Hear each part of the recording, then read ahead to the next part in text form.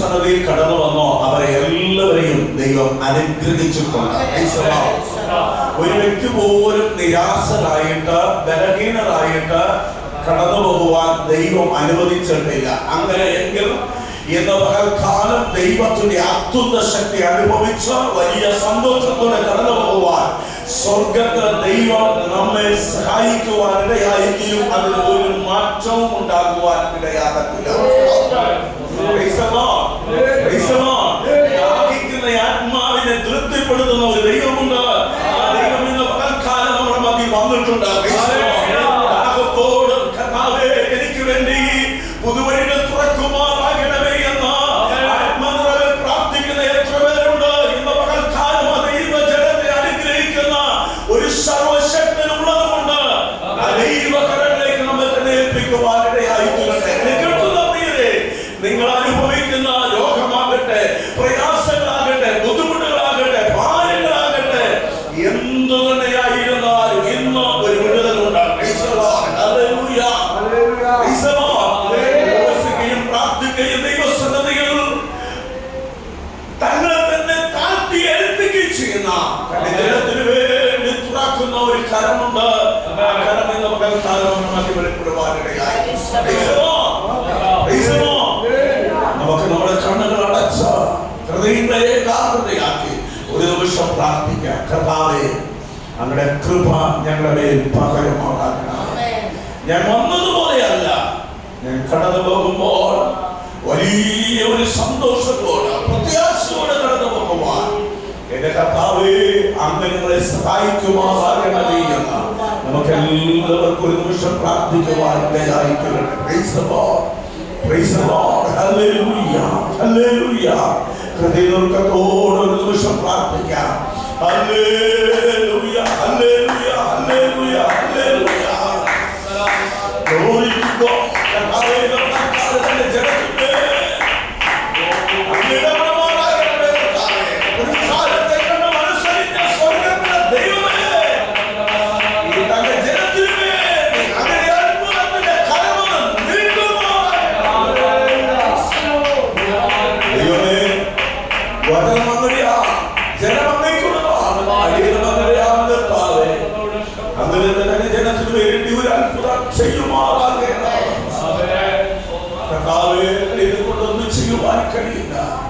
ദൈവങ്ങൾക്ക് വേണ്ടി വലിയ ദൈവപ്രവൃത്തികളിൽ മാനവും മഹത്വം യേശു ക്രിസ്തുവിന്റെ നാമത്തിൽ തന്നെ. ആമേൻ. Hallelujah, hallelujah. അല്പസമയ വചന ധ്യാനത്തിനായിട്ട് നമുക്കൊരു വേദഭാഗം വായിക്കാം. 1 ദിനവൃത്താന്ത പുസ്തകം 4-ാം അധ്യായം അതിന്റെ 10-ാമത്തെ വാക്യം. 1 ദിനവൃത്താന്ത 4-ാം അധ്യായം 10-ാം.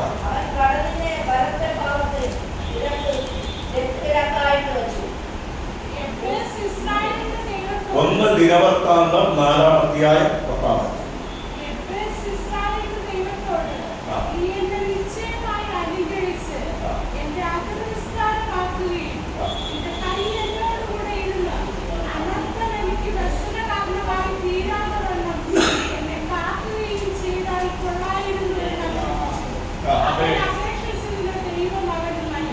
Praise the Lord. Hallelujah. Praise the Lord. Hallelujah. എഫെസിലെ പ്രാർത്ഥനയെക്കുറിച്ചാണ് നമുക്കിവിടെ വായിക്കുവാൻ ഇടയായിത്തീർന്നത്. എഫെസിനെ കുറിച്ച് നാം പഠിക്കുമ്പോൾ വേദപുസ്തകത്തിൽ ഈ 2 വാക്യത്തിൽ മാത്രമേ 9-10 എന്നുള്ള ഈ 2 വാക്യത്തിൽ മാത്രമേ ഇദ്ദേഹത്തെ കുറിച്ച് പറയുവാൻ ഇടയായിത്തീർന്നു. വേദപുസ്തകം വേറെ ഒരിടത്ത് പോലും ഈ പേര് നമുക്ക് കാണുവാൻ കഴിയത്തില്ല. വേറൊരിടത്ത് 1 ദിനവൃത്താന്ത പുസ്തകം 2-ാം അധ്യായം 55-ാം വാക്യത്തില് എഫേസ് എന്ന് പറയുന്ന ഒരു പട്ടണത്തെ കുറിച്ച്, ശാസ്ത്രിമാർ താമസിച്ചിരുന്ന ഒരു പട്ടണത്തെ കുറിച്ച് വായിക്കുവാൻ ഇടയായിരുന്നു. ഈ 2 ഇടത്ത് മാത്രമേ ഒരു പട്ടണത്തിന്റെയും ഒരു വ്യക്തിയുടെയും പേര് മാത്രമാണ് എഫേസ് എന്ന് അറിയപ്പെടുവാൻ ഇടയായിരുന്നത്. എന്ന് പറഞ്ഞാൽ വളരെ പ്രശസ്തനൊന്നുമില്ല, വളരെ അറിയപ്പെടുന്ന വ്യക്തിയൊന്നുമല്ല,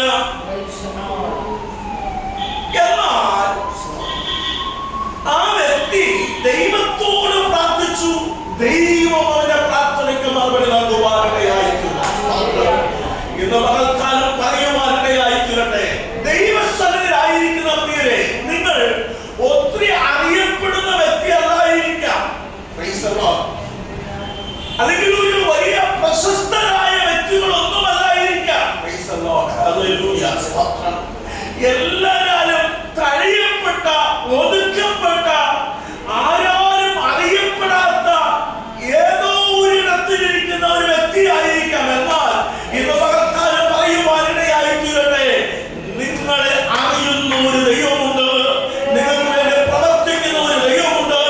ഒരു വഴി തുറക്കുവാൻ, ഒരു ശക്തി വെളിപ്പെടുവാൻ, ദൈവത്തിന്റെ മഹത്വം വെളിപ്പെടുന്ന ഒരു പകൽക്കാലമാക്കി തീർക്കുവാൻ എന്റെ ദൈവമായ യഹോവ മതിയായവനാണ്. ആ ദൈവം നിന്നെ ഉയർത്തുവാനിടയായി തീരും. അറിയപ്പെടാത്ത, പേര് പ്രശസ്തിയുമില്ലാത്ത ഒരു വ്യക്തിയെ ദൈവം മാനിച്ചു എങ്കിൽ ഇന്ന് പകൽക്കാലം ഇതിനകത്തിരിക്കുന്ന ചിലരെ ദൈവം മാനിക്കുവാൻ വന്നിട്ടുണ്ട്. ദാഹത്തോട് ദൈവസന്നിധിയിലായിരിക്കുന്ന ദൈവജനത്തോട് പറയുവാനിടയായി തീരട്ടെ, നിങ്ങളെ ദൈവം മാനിക്കുവാൻ മതിയായവനാണ്. മാത്രമല്ല, എഫേസ്യരുടെ പേരിന്റെ അർത്ഥം തന്നെ വ്യസനപുത്രൻ എന്നാണ്. വ്യാഖ്യാനത്തിൽ ഞാൻ ഇപ്രകാരമാണ് വായിച്ചത്, വേദനപ്പെടുത്തുന്നവൻ എന്നാണ്. ഒരുപക്ഷെ അവന്റെ അമ്മ അവനെ വേദനയോട് പ്രസവിച്ചത് കൊണ്ടായിരിക്കാം അങ്ങനെ ഒരു പേര് ലഭിച്ചത്. പക്ഷേ അവന്റെ ജീവിതം മുഴുവൻ അവൻ അറിയപ്പെടുവാനിടയായി തീർന്നത് വ്യസനപുത്രൻ. ആര് നോക്കിയാലും, ആര് കണ്ടാലും പറയുവാനിടയാ, ഇതേ പോകുന്ന ഒരു വ്യസനപുത്രൻ, ഇതേ പോകുന്ന ഒരു വേദനിപ്പിക്കുന്നവൻ എന്ന് പറഞ്ഞ പലരാലും അവഗണിക്കപ്പെട്ടതായ ഒരു മനുഷ്യൻ.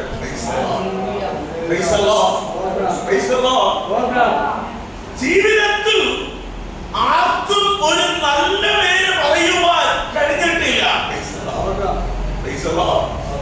എന്നാൽ ദൈവത്തിന് അവരെ മാനിക്കുവാൻ തോന്നി. ഇന്ന് പകൽക്കാലം പറയുവാനിടയായി തീരട്ടെ, ആരാരും മാനിക്കപ്പെടുവാൻ കഴിയാതെ വ്യസനത്തോട്, ഭാരത്തോട്, പ്രതികൂല സാഹചര്യത്തിന് മധ്യത്തിൽ ഒതുക്കപ്പെട്ട, തള്ളപ്പെട്ട അനുഭവത്തിൽ എന്റെ ജീവിതത്തിൽ ഒരു ഉയർച്ച ഉണ്ടാകത്തില്ലയോ, എനിക്കൊരു വഴി തുറക്കത്തില്ലയോ, എനിക്ക് വേണ്ടി ആരെങ്കിലും പ്രവർത്തിക്കത്തില്ലയോ, എനിക്ക് വേണ്ടി കരുതുവാൻ ആരുമില്ലയോ എന്ന് പറഞ്ഞുകൊണ്ട് വ്യാകുലപ്പെടുന്ന ചില മാതാക്കളോട്, പിതാക്കന്മാരോട് പറയുവാനിടയായി തീരട്ടെ, നിങ്ങളുടെ കണ്ണുനീരിന് ഒരു മറുപടി കിട്ടുന്ന പകൽക്കാലമാണ്.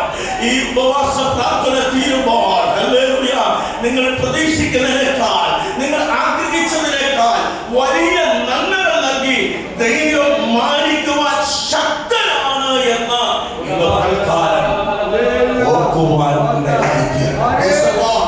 ഒരുപക്ഷേ സ്തോത്രം ആരും ശ്രദ്ധിച്ചില്ല എങ്കിലും, എല്ലാവരും തള്ളപ്പെട്ട വ്യക്തിയായാലും യേശു അവയ്ക്ക് തന്റെ മാർഗോട് ചേർത്ത് പിടിക്കുവാനിടയായി.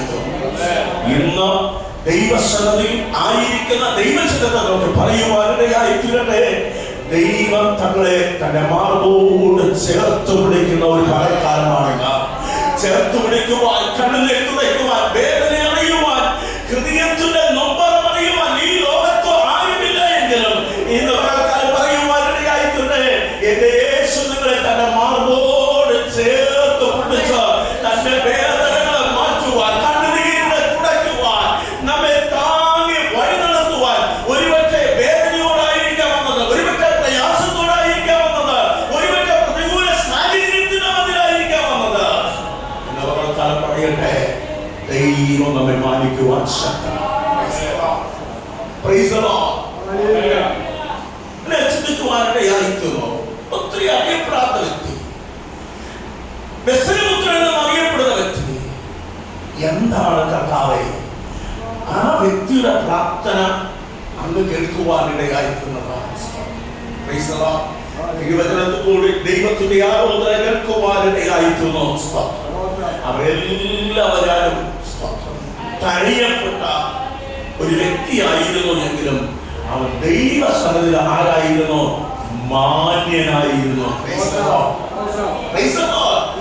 ലോകത്തിൽ അവൻ കൊള്ളില്ലാത്തവനെന്ന മുദ്രകുത്തി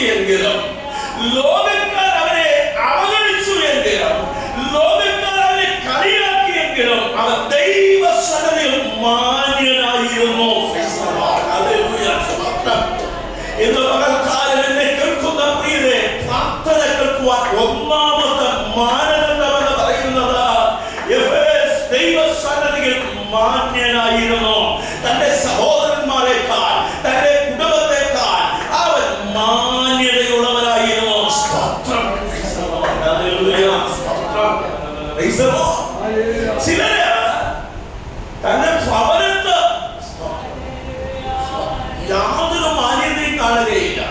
പക്ഷേ ദേശത്തിറങ്ങി കഴിഞ്ഞാൽ ഭയങ്കര മാന്യതയാണ്. സ്വന്തം ദേശത്ത് അല്ലെങ്കിൽ സ്വന്തം കുടുംബത്ത് അല്ലെങ്കിൽ സ്വന്തം സഭയില് സ്വന്തം ചാർച്ചക്കാരുടെയും യാതൊരു മാന്യതയും കാണുകയില്ല. കുറിച്ച് വേദപുസ്തകം പറയുന്നത് അവന്റെ സഹോദരന്മാരുടെ അവന്റെ ഭവനത്ത് അവൻ മാന്യനായിരുന്നു. എല്ലാവരും വെറുക്കപ്പെടുമ്പോഴും അവരെ ചേർത്ത് പിടിക്കുവാൻ, അവരെ മാനിക്കുവാൻ, അവരെ കരുതുവാൻ,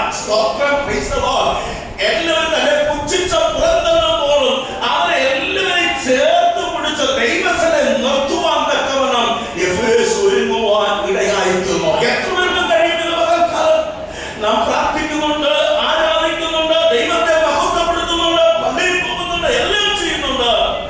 മാന്യതയോട് നിലനിൽക്കുവാൻ, നമ്മെ തഴയുന്നവരുടെ മുമ്പിൽ, നമ്മെ കളിയാക്കുന്നവരുടെ മുമ്പിൽ, നമ്മെ പരിഹസിക്കുന്നവരുടെ മുമ്പിൽ, നമ്മെ പുച്ഛിക്കുന്നവരെ ചേർത്ത് പിടിച്ച് മാന്യതയോട് നിലനിർത്തുവാൻ എത്ര പേർക്ക് കഴിയും?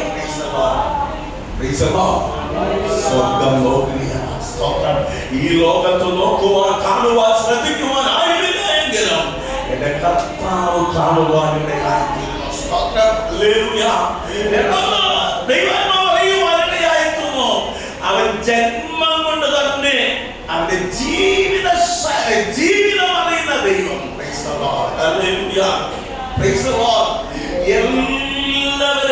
എല്ലാവരും തള്ളപ്പെട്ടതായ എഫേസിനെ ദൈവം ചേർക്കുവാനിടയായിത്തീർന്നു. സ്തോത്രം. ഇത് പകൽക്കാലം അറിയുവാനിടയായിത്തീരട്ടെ. സ്തോത്രം. ലോകത്ത് ആരും നിങ്ങളെ ചേർത്ത് പിടിക്കുവാൻ ഇല്ല എങ്കിലും ഇത് പകൽക്കാലം ചേർത്ത് പിടിക്കുന്ന ഒരു ദൈവമുണ്ട്. പ്രിയ മാതാവേ, പിതാവേ, സഹോദരനെ, സഹോദരിയെ, നിങ്ങളെ സ്നേഹിക്കുന്ന ഒരു ദൈവമുണ്ട്. നിങ്ങളെ കരുതുന്ന ഒരു ദൈവമുണ്ട്. നിങ്ങൾക്ക് വേണ്ടി അത്ഭുതങ്ങൾ ചെയ്യുന്ന ഒരു ദൈവമുണ്ട്. നിങ്ങൾക്ക് വഴി തുറന്നു തരുന്ന ഒരു ദൈവമുണ്ട്. നിങ്ങളുടെ ഭാവിയെ അനുഗ്രഹിക്കുന്ന ഒരു ദൈവമുണ്ട്. നിങ്ങളുടെ ചെറുതും വലുതുമായ സകല ആവശ്യങ്ങളുടെ മധ്യത്തിൽ അത്ഭുതം പ്രവർത്തിക്കുന്ന ഒരു ദൈവമുണ്ട്. ആ ദൈവത്തിന്റെ സന്നിധി ഏൽപ്പിച്ചു കൊടുക്കുവാൻ എത്ര പേർ തയ്യാറാകും? നമ്മുടെ ജനനം മുതൽ മരണം വരെ സകല ആവശ്യങ്ങൾ അറിയുന്ന പ്രവാചകൻ പുസ്തകത്തിൽ വായിക്കുമ്പോൾ കാണുവാൻ കഴിയുന്നത് അമ്മയുടെ ഉദരത്തിൽ പിന്നാഹാരമായിരുന്നപ്പോൾ നമ്മെ അറിയുന്ന ദൈവം. അമ്മയുടെ ഉദരത്തിൽ പിന്നാഹാരമായിരുന്നപ്പോൾ സ്തോത്രം നമ്മെ അറിയുന്ന ദൈവം. സ്തോത്രം. നമ്മെ പേർ ചൊല്ലി വിളിച്ച ദൈവം, നമ്മെ വിശുദ്ധീകരിച്ച ദൈവം. പറയുവാനിടയായിത്തീരട്ടെ. നിങ്ങൾ ആരായിത്തീരണമെന്ന്, എങ്ങനെയായിത്തീരണമെന്ന്, ഏത് നിലയിലായിത്തീരണമെന്ന്, എങ്ങനെ മുമ്പോട്ട് പോകണമെന്ന് വ്യക്തമായി പറഞ്ഞ് നമ്മെ വഴി നടത്തുന്ന ദൈവം ഇടപെടൽക്കാലം നമ്മുടെ മധ്യമുണ്ട്.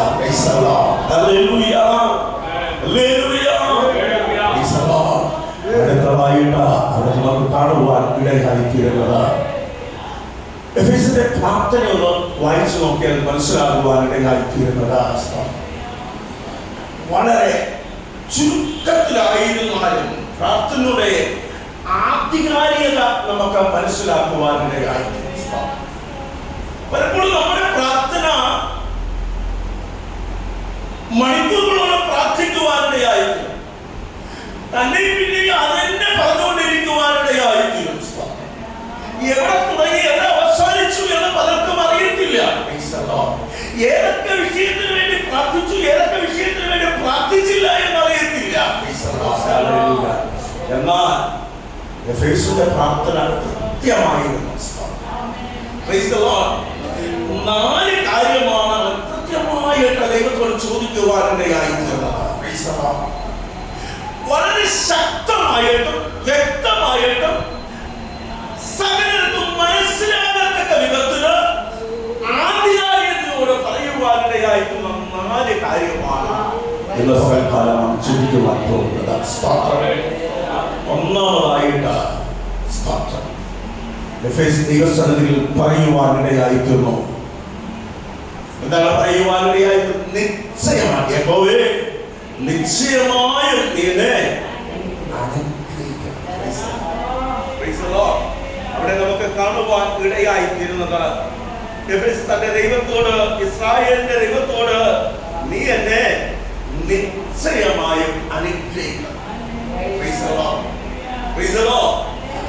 അപ്പോൾ അന്ന് വരെയിലും തന്റെ സഹോദരന്മാരൊക്കെ അനുഗ്രഹിക്കപ്പെട്ട നല്ല നിലയിൽ ആയിത്തീരുവാൻ ഇടയായിരുന്നു.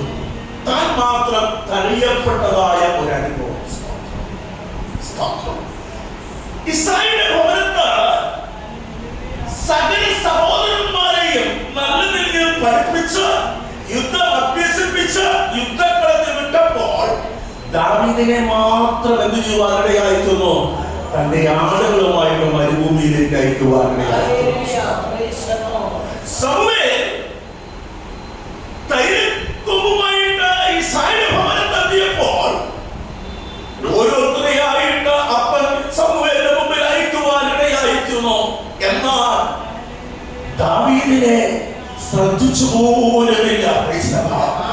ഇവനായിരിക്കും ഇവനായിരിക്കും ഇവനായിരിക്കും എന്ന് പറഞ്ഞുകൊണ്ട് 1, 2, 3, 4, 5, 6, 7 എന്ന് പറഞ്ഞ് അയച്ചിട്ട് സ്തോത്രം. ആരോഗ്യമുള്ള, സൗന്ദര്യമുള്ള, കഴിവുള്ള, പ്രാപ്തിയുള്ള സകലരെയും ദൈവം മാറ്റി നിർത്തിട്ട് പറയുവാനിടയായിരുന്നു, ഇനി നിനക്ക് വേറെ ആരുമില്ലയോ? ഇന്ന് പകൽക്കാലം പറയുവാനിടയായിത്തീരട്ടെ. ആരൊക്കെ എന്തൊക്കെ നിലയിലായിരുന്നാലും നിങ്ങളെ മാനിക്കുന്ന ഒരു ദൈവമുണ്ട്, നിങ്ങളെ ഉയർത്തുന്ന ഒരു ദൈവമുണ്ട്. യാഹോവേ ആരും ശ്രദ്ധിച്ചില്ല എങ്കിൽ ദൈവസഭയിൽ പറയുവാനിടയായിരുന്നു, അപ്പാ നിശ്ചയമായും അങ്ങ് എന്നെ അനുഗ്രഹിക്കണമേ എന്ന് പറയുവാൻ കഴിയും. സ്വർഗ്ഗത്തിലെ ദൈവത്തെ നോക്കി, അപ്പാ എന്റെ ദേശത്ത്, എന്റെ കുടുംബത്ത്, എന്റെ ചാച്ചക്കാരുടെ എന്റെ ബന്ധുമിത്രാദികളുടെ എല്ലാവരും അനുഗ്രഹിക്കാൻ പ്രാപിക്കുവാനിടയായിരുന്നു. അങ്ങ് എന്നെ അനുഗ്രഹിക്കണം.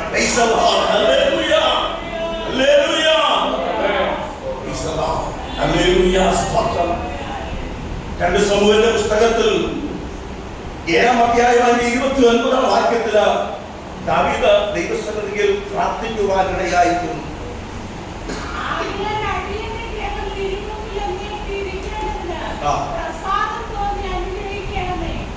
ഇവിടെ പറയുവാനിടയായിരുന്നു, ആകയാൽ അടിയന്റെ ഗൃഹം തിരുമുമ്പിൽ എന്നേക്കും ഇരിക്കേണ്ടതിന് പ്രസാദം തോന്നി അനുഗ്രഹിക്കണമേ. ദാവീദ് ദൈവസന്നിധിയിൽ പറയുന്ന ഒരു കാര്യമാണ്, തിരുസന്നിധിയിൽ എന്നേക്കും ഇരിക്കേണ്ടതിന് എന്നെ അനുഗ്രഹിക്കണം, എന്റെ കുടുംബത്തെ അനുഗ്രഹിക്കണം. ദാവീദ് രാജാവായിട്ടിരിക്കുവാനല്ല, ദാവീദ് ശ്രേഷ്ഠനായി നിൽക്കുവാൻ വേണ്ടിയല്ല, രാജാവിന്റെ സ്ഥാനത്ത് നിന്നുകൊണ്ട് വലിയ കെട്ടിടങ്ങൾ പണിയുവാൻ, ആഡംബരമായിട്ട് ജീവിക്കുവാൻ, സുഖ സൗകര്യത്തോട് ജീവിക്കുവാനല്ല ദാവീദ് ആഗ്രഹിക്കുവാനിടയായിരുന്നു. യഹോവേ തിരുസന്നിധിയിൽ നിൽക്കുവാൻ എന്നെ അനുഗ്രഹിക്കുമാറാകണമേ.